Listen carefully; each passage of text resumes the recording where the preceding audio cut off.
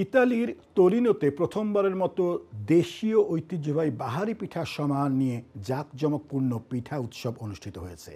Asian ভোজনবিলাস রেস্টুরেন্টের আয়োজনে এবং মিলন বার্তা ও পাঠক ফোরাম ইতালির সার্বিক সহযোগিতায় উৎসবটি স্থানীয় প্রবাসী বাংলাদেশিদের জন্য মিলন মেলায় পরিণত হয়।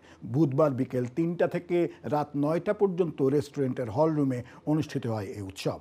আয়োজকরা জানান, বিভিন্ন অঞ্চলের ঐতিহ্যবাহী নানান স্বাদের শীতকালীন পিঠার প্রদর্শনীতে অংশ নেন।